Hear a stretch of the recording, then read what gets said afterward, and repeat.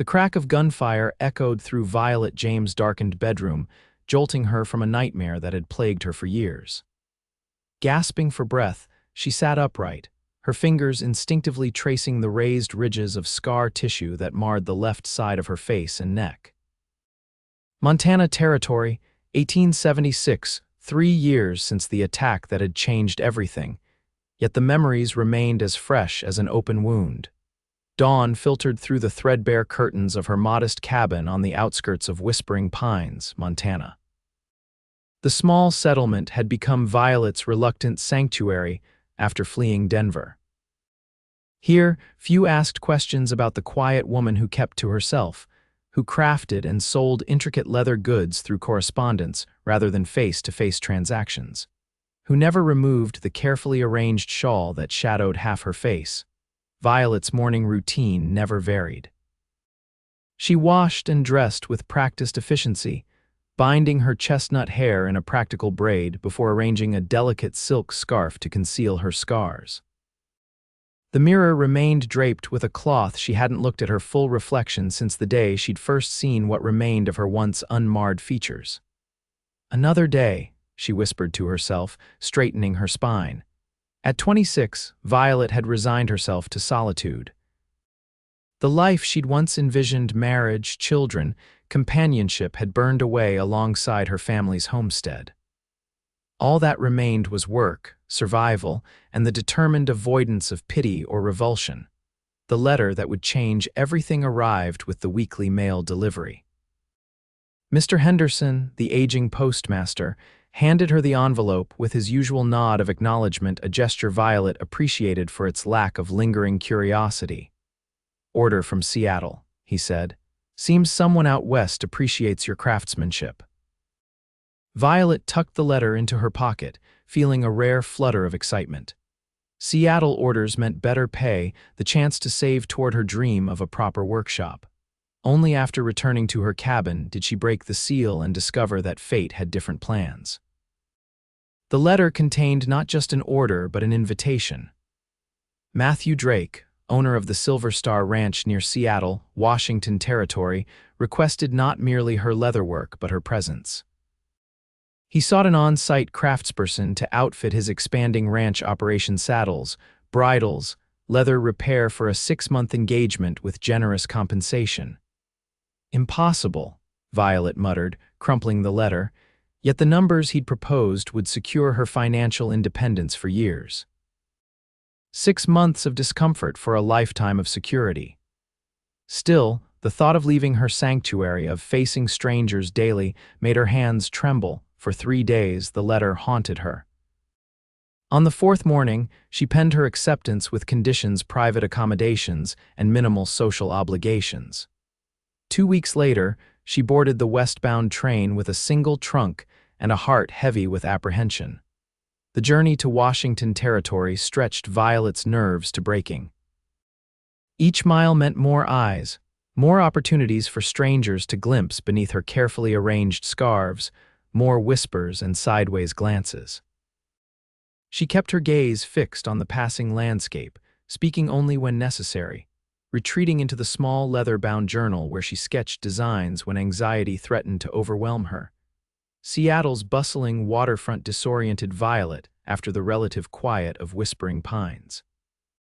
She clutched her papers tightly, scanning the crowd for the ranch hand Mr. Drake had promised would meet her. The press of bodies, the cacophony of voices, the salt-tinged air, everything conspired to make her wish she'd never left Montana. "Miss James." A deep voice cut through her panic. Violet turned to find a man studying her with quiet intensity. Not a ranch hand, but clearly someone of authority. Tall and broad-shouldered, he wore a well-worn Stetson that shadowed eyes the color of whiskey. His face, weathered by sun and wind, bore a neatly trimmed beard that did little to soften the strong line of his jaw. "Matthew Drake, I decided to come myself rather than send one of my men." Violet nodded stiffly, careful to keep the scarred side of her face angled away. "Mr. Drake." "You didn't need to trouble yourself." A smile touched his lips. "No trouble, wanted to ensure my new craftsperson arrived safely." He reached for her trunk. The wagons this way, hoped the journey wasn't too taxing. It was. Acceptable, Violet replied, falling into step beside him. She noted his respectful distance, the way he positioned himself to block the jostling of passers-by without crowding her. His movements held a deliberate gentleness that seemed at odds with his imposing stature. The wagon ride to Silverstar Ranch provided Violet's first glimpse of her temporary home. Nestled in a valley with mountains rising in the distance, the sprawling property boasted neat fences, well-maintained outbuildings, and a main house constructed of substantial timber that spoke of permanence and prosperity. "You'll have the cabin by the aspen grove," Matthew explained, gesturing toward a small structure set apart from the bunkhouse and main residence. "Private, as you requested, but close enough should you need anything. The workshop's behind the stable. Previous leather worker left his tools, though I suspect you've brought your own." "I have," Violet confirmed, relief washing through her at the thought of the secluded cabin. "When would you like me to begin?" "Tomorrow's soon enough. Rest today, get settled." Matthew's gaze lingered on her for a moment. "Miss James, I should mention we're like family here. 20 ranch hands, the cook, housekeeper, and my foreman's wife and children. They'll be curious about you, but they're good people." Violet stiffened. "I keep to myself, Mr. Drake." "So your letter made clear. I've respected your wishes for privacy, but I can't promise my people won't be friendly." A hint of warmth colored his tone. "That's just their way." Friendly meant questions. Questions meant explanations she wasn't prepared to give. "I'm here to work, not socialize." Matthew nodded, his expression unreadable. "Fair enough." The cabin exceeded Violet's expectations. Clean, well-furnished, with a small stove and ample natural light for her detailed work. Most importantly, it offered solitude. After Matthew departed with a promise to send supper from the main house, Violet finally allowed her shoulders to relax, removing the scarf that had begun to chafe against her sensitive skin. Freedom from constant concealment, even for a few hours, felt like drawing a full breath after years of shallow breathing. She unpacked methodically, arranging her tools and supplies before retrieving the small silver-backed mirror from her trunk, the only reflective surface she permitted herself. With practiced movements, she examined her scars in sections, never allowing a complete view. The puckered skin, once angry red, had faded to silvery pink over the years, mapping the left side of her face from temple to collar in uneven ridges. A knock at the door sent the mirror clattering to the floor. Violet scrambled for her scarf, heart hammering as she called out, "One moment, please." "Sorry to disturb you, Miss James." A woman's cheerful voice. "Mrs. Peterson, the cook, Mr. Drake asked me to bring your supper." Violet secured her covering, checking twice in the fallen mirror before opening the door. Mrs. Peterson, a plump woman with kind eyes, stood holding a covered tray. "Thank you," Violet murmured, reaching to take it without fully revealing her face. "Made my special rabbit stew, Mrs." Peterson beamed. "Mr. Drake mentioned you'd had a long journey. Nothing restores like a good meal." Violet nodded, maintaining her careful angle. "It's very thoughtful." "Well, breakfast is at dawn in the main house, but Mr. Drake said you might prefer taking meals here." "I can arrange that if you'd like." "I would, thank you." Mrs. Peterson's gaze held no pity, only warm consideration. "As you wish, dear, though you're welcome at our table any time." With a nod, she departed, leaving Violet to wonder if everyone at Silverstar would prove so readily accepting of her boundaries. The workshop proved to be Violet's sanctuary. By dawn the next morning, she had already arranged her tools, examined the existing supplies, and begun sorting through the backlog of repairs Matthew had mentioned. Work had always been her refuge in the precise cutting of leather. The rhythm of stitching, she found a meditation that quieted the voices of self-doubt and memory. She didn't hear Matthew enter until his shadow fell across her workbench. Startled, she jerked upright, automatically turning her good side toward him. "Didn't mean to frighten you," he said, removing his hat. "Just checking if you found everything you need." Violet nodded, gesturing to the half-completed bridal repair. "Your previous craftsman did good work." Until drink got the better of him, Matthew replied. He moved around the workbench, studying her organization with approval. You've a good system already. I prefer order. Violet kept her face angled away as he circled, a maneuver she'd perfected over years of avoiding direct observation. Is there something specific you need repaired first? Matthew paused, and she sensed his gaze on her averted profile. The working saddles take priority, then the bridles. His voice softened slightly. Miss James, you don't need to, he stopped, seeming to reconsider his words. Thank you for starting so promptly. I'll have the foreman bring you the saddles. For 2 weeks, Violet maintained her careful isolation. She worked from dawn until dusk, taking meals in her cabin, venturing out only when necessary. The ranch hands quickly learned to announce their presence before entering the workshop, to place items needing repair on a designated table rather than handing them directly to her. Matthew himself seemed to understand her need for space, limiting his visits to brief inquiries about supplies or specific projects. Yet isolation proved more difficult at Silverstar than it had in Whispering Pines. The ranch pulsed with life and activity, men calling to one another across the yard, children laughing as they chased barn cats, the housekeeper singing as she hung laundry. Through her workshop window, Violet observed it all, feeling simultaneously removed from and drawn to this vibrant community. The incident with the child happened on her 17th day at Silverstar. Violet had ventured to the well for fresh water when a small boy, the foreman's youngest son, she guessed came tearing around the corner of the stable, pursued by an older child. Unable to stop his headlong rush, he collided with Violet, sending the water bucket clattering and knocking loose her carefully arranged scarf. Time seemed to freeze as the fabric slipped, revealing the full extent of her scarring. The boy's eyes widened, his mouth forming a small O of surprise. Behind him, his older brother skidded to a halt, expression shifting from amusement to shock. Panic clawed at Violet's throat as she scrambled to replace her covering, hands trembling so violently she could barely grasp the fallen scarf. Shame and fear crashed over her in sickening waves. She waited for the inevitable, the screams, the disgusted recoil, the cruel taunts she'd endured before fleeing Denver. Instead, the small boy stepped forward, his brow furrowed with concern. Did I hurt you, madam?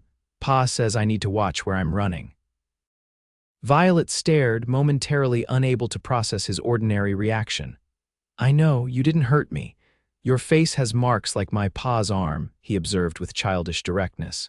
He got burned saving our mare from the barn fire. Does yours hurt still? Before Violet could respond, Matthew appeared, drawn by the commotion. He took in the scene with a quick glance, the scattered water, Violet's disarranged scarf, the curious children. Jimmy, Sam, your mother's looking for you, he said quietly. Best head back now. The boys departed with reluctant nods, leaving Violet and Matthew alone by the well. She turned away, fumbling to secure her covering properly, humiliation burning hotter than her long-healed wounds. I'm sorry about that, Matthew said, retrieving her fallen bucket. The boys mean no harm. Children rarely do, Violet replied, voice tight with restrained emotion. It's the staring afterward I can't abide. Matthew filled the bucket before responding. Jimmy wasn't staring because of revulsion, Miss James. He was curious because his father bears similar scars. Robert, our foreman, was badly burned 3 years ago, the boys accustomed to such marks. Violet's hands stilled on her scarf. Nevertheless, I prefer not to be a subject of curiosity. Of course. Matthew handed her the full bucket, careful not to let their fingers touch. Though if you'll permit an observation, no one here has treated you differently for keeping your face covered. I doubt they'd treat you differently if you didn't.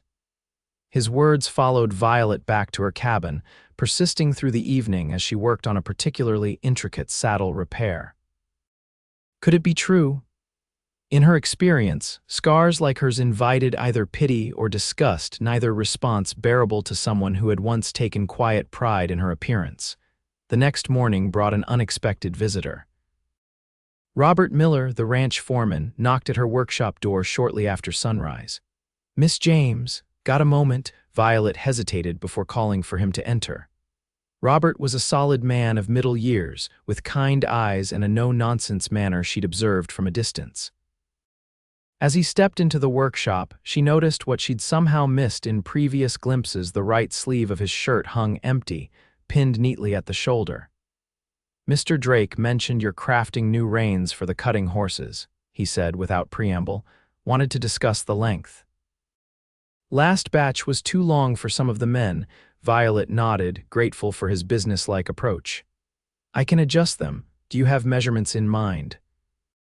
Robert moved to her workbench, revealing as he turned the extensive scarring that covered the right side of his face and continued down his neck, disappearing beneath his collar.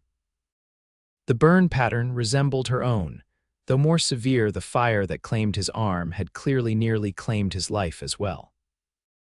He discussed the reins with practical efficiency, never acknowledging the way Violet's tension gradually eased, never drawing attention to the fact that she'd forgotten to maintain her usual protective angle during their conversation. Only as he turned to leave did he pause, meeting her eyes directly. "My wife says you take meals alone," he remarked. "Hannah's a fine cook, but Mrs. Peterson's Sunday dinners are something special. You'd be welcome at our table this weekend if you've a mind to join us." Violet blinked, caught off guard by the casual invitation. That's very kind, but no need to decide now," Robert said easily. "Offer stands either way." He touched the brim of his hat in a respectful gesture. "Good day, Miss James." That evening, as Violet sat sketching designs by lamplight, another knock interrupted her solitude. Matthew stood on her doorstep, hat in hand, expression apologetic. "Sorry to disturb you, but there's an emergency repair needed. One of the men tore his saddle badly during today's ride. We're moving cattle tomorrow, and he'll need it." "Of course." Violet reached for her shawl, momentarily forgetting her state of relative undress, hair loose around her shoulders, scars fully visible in the cabin's warm light. Matthew's gaze flickered briefly over her exposed face before returning steadily to her eyes, his expression unchanged. Heat rushed to Violet's cheeks as she hurriedly arranged her covering. "I'll come assess the damage. Thank you." His voice remained even, giving no indication that he'd glimpsed what she so carefully concealed. "I've brought the saddle to your workshop whenever you're ready." The repair took hours, requiring Violet's complete concentration. Matthew remained, holding the heavy saddle steady as she worked, occasionally passing tools or offering quiet suggestions based on his knowledge of the terrain they'd face tomorrow. His presence should have made her uncomfortable, yet as the night deepened, she found herself relaxing into the rhythm of their shared task. "You're very skilled," he observed as she completed the final stitches. "Where did you learn leatherwork?" Violet hesitated, unaccustomed to personal questions. "My father. He was a saddle maker in Colorado. I assisted him from childhood." Matthew nodded, accepting this small offering without pressing for more. "He taught you well." "He did." Violet ran her fingers over the completed repair, checking for weaknesses. "Everything I know came from him. And now you work alone, traveling where the work takes you."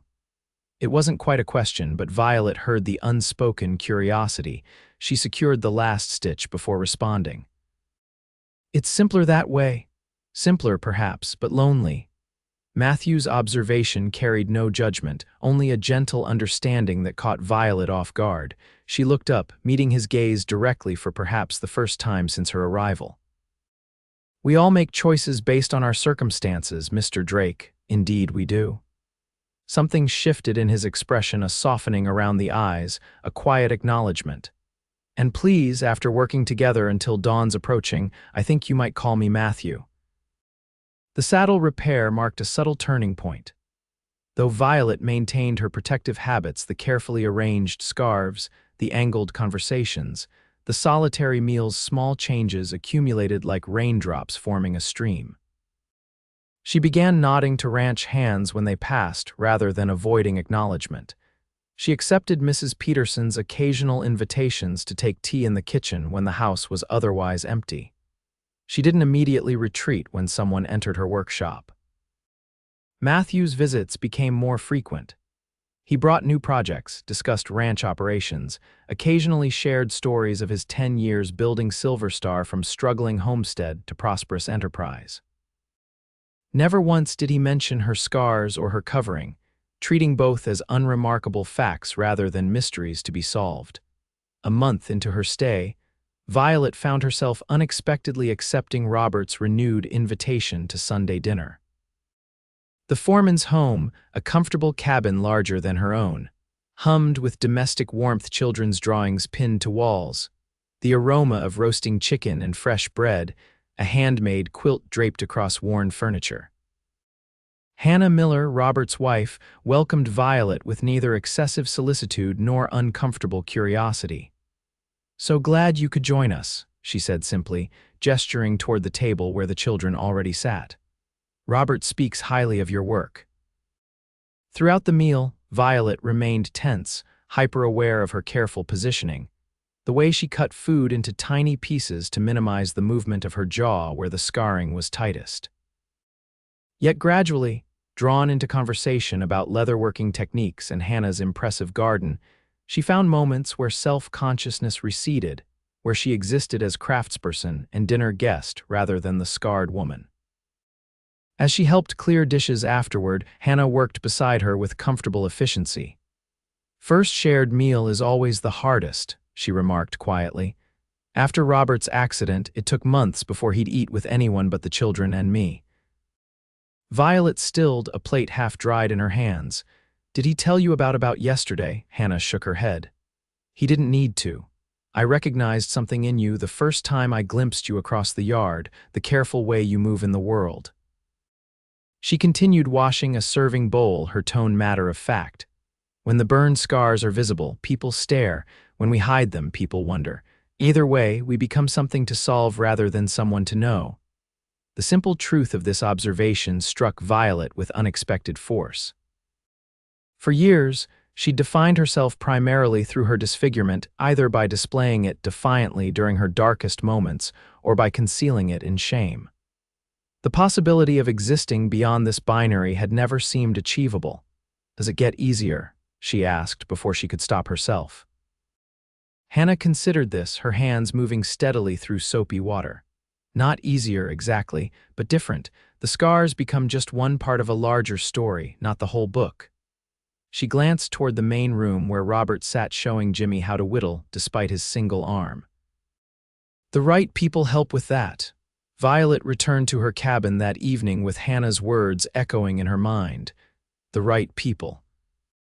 In 3 years of isolation, she'd convinced herself such people didn't exist, that the world contained only those who would recoil from her scars and those who would fetishize them, as one particularly disturbing suitor in Denver had done before she fled.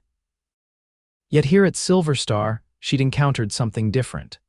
Not perfect understanding or miraculous acceptance, but something rarer, people who saw her scars as neither defining feature nor subject to be avoided, merely one aspect of a complete person. The letter from her former landlord in Whispering Pines arrived the following week, forwarded by Mr. Henderson.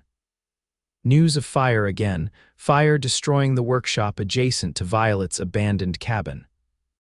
Her materials, her templates, the carefully accumulated supplies she'd left behind with plans to return, all gone. The final tenuous connection to her former life, severed by the same element that had first marked her.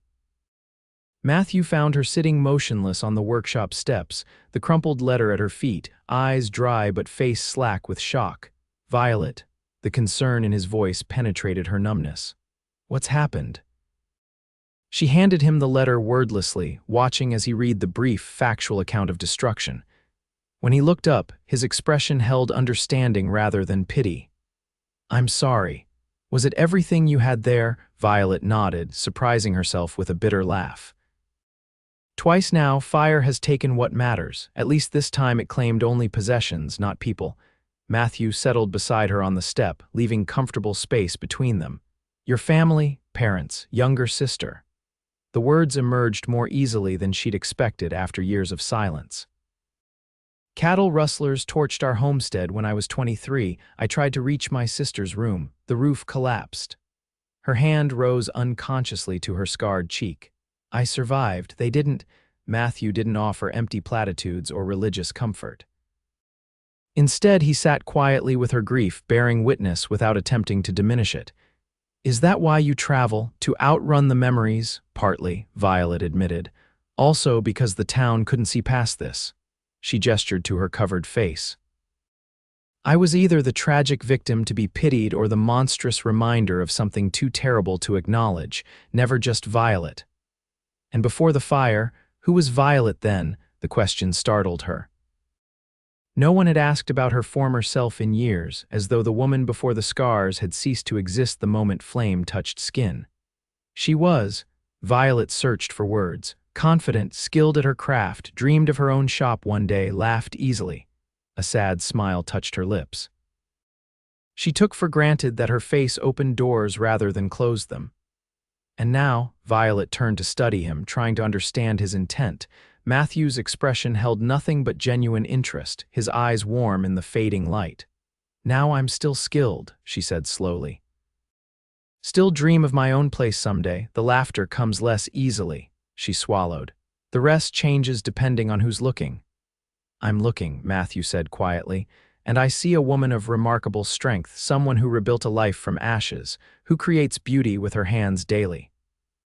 His gaze held her steadily. The scars are part of your story, Violet. They're not the whole of who you are. Something shifted in Violet's chest, a wall crumbling, a door opening. For the first time in years, she felt truly seen rather than merely observed. Thank you, she whispered. They sat in companionable silence until the dinner bell rang from the main house. As they rose, Matthew hesitated. Join us tonight. Mrs. Peterson's been asking when you might grace her table again. The invitation should have triggered Violet's usual resistance. Instead, she found herself nodding. I'd like that. Spring brought cattle drives and increased activity to Silverstar. Violet's workdays lengthened as she repaired equipment damaged during roundup, created new tack for recently broken horses, and fulfilled special orders from neighboring ranches who'd heard of her skill. Rather than retreating from the bustling energy, she found herself gradually drawn into the ranch's communal rhythms, taking lunch with the workers when time permitted, accepting Mrs. Peterson's invitation to teach the housekeeper's daughter basic leatherworking techniques, even attending the impromptu gathering when one of the hands returned from Seattle with a new fiddle. Her scars remained covered, her movements still careful, but the desperate need to hide had lessened. The ranch's acceptance, matter of fact, without fanfare, created space for Violet to exist beyond her disfigurement. For the first time since the fire, she began to reconnect with the woman she'd been before, discovering aspects of herself she'd believed permanently lost. Matthew observed this transformation with quiet appreciation. Their interactions had evolved into a comfortable friendship built on mutual respect and increasingly personal conversations. He sought her opinion on ranch decisions, shared books from his modest library, occasionally joined her for evening walks along the creek that bordered Silverstar's eastern pastures. During one such walk in late April, beneath a sky painted in spectacular sunset hues, Matthew broached the subject they'd both been avoiding. Your 6-month commitment ends in August, he said, skipping a stone across the creek's surface. Have you thought about what comes next? Violet watched the ripples spread outward. I should establish my own shop somewhere. That was always the plan. Any particular somewhere in mind, now that Whispering Pines? He let the sentence trail off delicately. No. Violet bent to select her own stone, testing its weight before sending it skipping across the water. Though I'd need a place with sufficient business to support a leather worker. Matthew nodded thoughtfully. Seattle's growing, plenty of demand there, perhaps. Violet hesitated, then asked the question that had lingered unspoken between them. Would Silverstar have need of a permanent leather worker? His eyes found hers, serious and intent. Silverstar would, but that's not the only consideration, is it? Understanding bloomed between them. This wasn't merely about employment. No, Violet agreed softly. It's not. Matthew moved closer, careful as always not to crowd her. I've come to value more than just your craftsmanship, Violet. Your presence here, your perspective, your company, they've become important to me. His honesty was unadorned, direct. I'd like you to stay, not just as Silverstar's leather worker. Heart racing, Violet faced the moment she'd both longed for and dreaded. Matthew, I can't, she gestured helplessly toward her covered face. This isn't something that changes, that heals completely, it's who I am now. I know, his voice gentled. I've known since that night in your cabin when you forgot your covering. I saw then, Violet, I've always seen you. Shock rendered her momentarily speechless. You never said anything? It wasn't my place to comment on something you clearly weren't ready to share. Matthew took a careful step closer. Your scars are part of you, yes, just as my past shapes me, just as Robert's injuries changed him. But they're not why I've come to care for you. Then why? The question emerged as barely more than a whisper. Matthew's smile touched his eyes first, crinkling the corners. Because you're fiercely independent yet deeply compassionate, because you take pride in creating useful beauty. Because you face each day with quiet courage. He reached slowly, telegraphing his movements, and lightly touched her hand. Because when you finally laugh without restraint, it's the most wonderful sound I've ever heard. Tears blurred Violet's vision. Not tears of shame or self-pity, but of recognition of being truly seen by another person after years of hiding. I've been alone so long, she admitted. I'm not sure I remember how to be anything else. We can discover that together, Matthew said simply, if you're willing. The moment stretched between them, fragile with possibility. Then, with trembling fingers, Violet reached up and slowly unwound the scarf she wore. For the first time in 3 years, she deliberately revealed her scars to another person, bracing for the inevitable flinch, the careful rearrangement of features to hide discomfort. Matthew's expression remained unchanged, warm, attentive, his gaze steady on hers. Only when she'd completely removed her covering did he speak. Thank you for trusting me with this. It's not pretty, Violet said, the old bitterness threatening to resurface. Few battle scars are, Matthew agreed, his tone matter-of-fact. But they're evidence of survival, not something to hide in shame. Slowly, he extended his hand. May I? Violet nodded, breath catching as his fingertips gently traced the edge of one scar where it curved along her jawline. His touch held no revulsion, only careful tenderness. You are beautiful, Violet James, he said quietly, scars and all. The weeks that followed brought a gradual transformation. Violet began occasionally leaving her scarf aside in the workshop when only Matthew was present, then during private meals with the Millers, eventually during early morning breakfasts in the main house when few ranch hands were present. Each small step widened her world, though she still maintained her covering during busier times. Matthew courted her with thoughtful patience, afternoon rides to show her Silverstar's boundaries, shared meals where they discussed books and ideas, quiet evenings on her cabin's porch watching fireflies rise from the meadow grass. He never pushed for more than she was ready to give, respecting her need to set the pace of their deepening relationship. By early summer, their courtship had become common knowledge around the ranch, accepted with the same matter-of-fact approval that had greeted Violet herself. No one remarked on the occasional glimpses of her uncovered face, treating it as unremarkable rather than noteworthy, exactly the response she'd once believed impossible. The invitation to Seattle came on a bright July morning as Violet worked on a special project, a hand-tooled leather journal she was creating for Matthew's upcoming birthday. Hannah Miller appeared in the workshop doorway, excitement evident in her expression. Violet. Robert and I are traveling to Seattle tomorrow for supplies. Thought you might like to join us. Panic flared briefly at the thought of facing a crowded city, strangers' eyes, the possibility of cruel comments or horrified stares. Yet beneath the familiar fear lay something new, a quiet certainty that she could withstand such moments now, that her worth wasn't determined by others' reactions. I'd like that, Violet replied, surprising herself with her steady voice. Thank you. The journey passed more pleasantly than Violet could have imagined. Robert and Hannah's comfortable companionship created a buffer against strangers' occasional glances, their matter-of-fact acceptance giving Violet courage to keep her head high despite her visible scars. They visited merchants for ranch supplies, dined at a small cafe near the waterfront, and finally reached the real purpose of their excursion, a jewelry shop tucked down a quiet side street. "Matthew asked us to bring you here," Hannah explained with a knowing smile. "Said he had something on order." Understanding dawned slowly as the jeweler produced a small velvet box containing a simple gold band inset with a modest diamond. "Mr. Drake commissioned this 2 months ago," he explained. "Asked that it be ready today."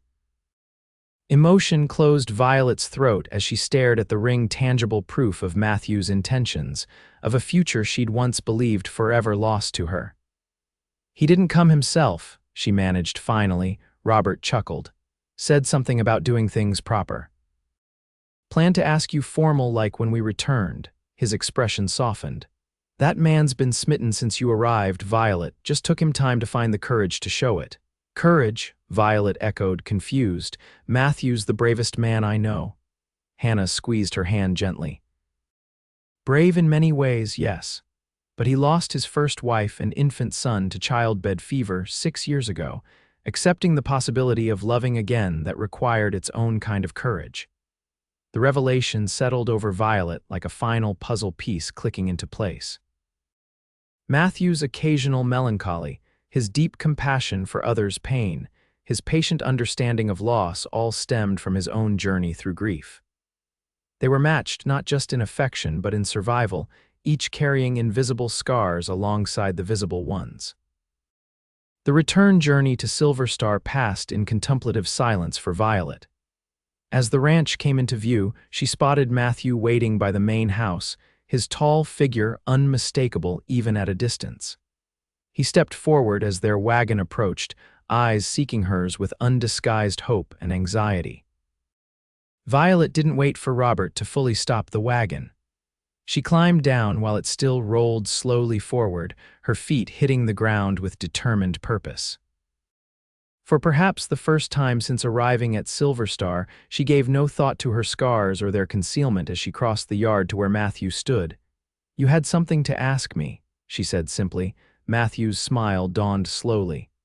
"I had planned a proper speech, perhaps a scenic location." "I don't need speeches or scenery," Violet replied. "Just honesty." "Honesty, then." Matthew took her hands in his.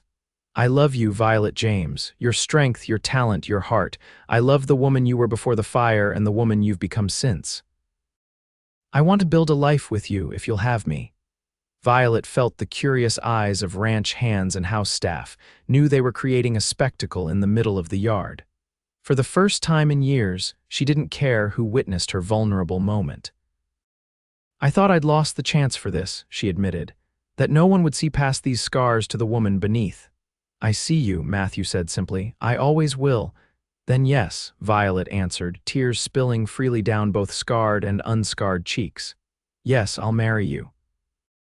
Their wedding took place in late August beneath the aspens that surrounded Violet's cabin, now their cabin, soon to be expanded into a proper home.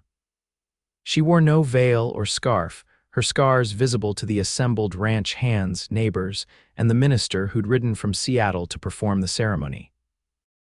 Matthew's eyes never left her face as they spoke their vows, his expression holding such genuine adoration that Violet finally believed what he'd tried to show her for months, that love saw beyond surface appearances to the truth beneath. The following spring brought the birth of their son, Thomas Robert Drake, a healthy boy with his father's eyes and his mother's determined spirit. As Violet cradled him, Matthew beside her on their bed, she marveled at life's unexpected turns, how fire had both destroyed and ultimately transformed her path, how running from her past had led her directly to her future.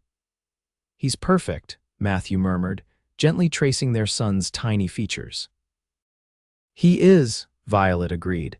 She glanced up at her husband, no longer needing to angle her face or hide her scars. "Thank you for showing me what love should be." Matthew smiled, the expression crinkling the lines that had deepened around his eyes over the past year of shared joy. "You showed me too," he reminded her. "We healed each other." 5 years later, Violet stood on the porch of their expanded home, watching as Matthew taught young Thomas to ride his first pony while their 3-year-old daughter Emma clapped her hands in excitement from her perch on the fence. Silverstar had prospered under their joint stewardship, expanding its operations to include a renowned horse breeding program alongside the cattle operation. Violet's leatherwork had gained regional recognition, with orders coming from as far as San Francisco. Her hand rose unconsciously to her scarred cheek, the gesture now one of thoughtful remembrance rather than shame. The marks remained, permanent reminders of all she had lost. Yet they had also led her here to this family, this love, this life rebuilt from ashes. A young ranch hand approached, one of several new workers hired that season. He carried a damaged bridle, his expression apologetic. "Mrs. Drake, sorry to interrupt, but this needs fixing before tomorrow's ride." Violet smiled, noting how the young man's eyes met hers directly, without discomfort or curiosity about her scars. "Bring it to the workshop. I'll show you how to make temporary repairs yourself for next time." As they walked together toward her well-equipped workshop, now a proper business that served neighboring ranches as well as Silverstar, Violet reflected on the journey that had brought her here. From isolated survivor to beloved wife, mother, and respected craftswoman. From hiding in shadows to standing in full sunlight, her scars had once seemed a prison, walls that separated her from the possibility of love and belonging. Now they were simply part of her story, a chapter of loss that had ultimately led to greater joy than she could have imagined. Matthew had seen beyond her disfigurement to the woman beneath, showing her that true love wasn't about perfect appearances, but perfect acceptance. That evening, as they sat together on their porch watching the sunset paint the mountains in brilliant gold, Matthew took her hand, his thumb brushing over the wedding band he'd placed there 5 years earlier. "Happy?" he asked, the familiar question requiring only a single word after years of shared understanding. Violet leaned against his shoulder, watching their children chase fireflies in the gathering dusk. "Completely," she answered truthfully. The scars that had once defined her existence had become merely one thread in the rich tapestry of her life, visible but no longer defining, remembered but no longer limiting. She had hidden her scars from everyone until a gentle cowboy showed her what love should be. And in doing so, he had helped her rediscover the woman she truly was, scarred but beautiful, marked by fire but not consumed by it, forever changed yet wonderfully complete.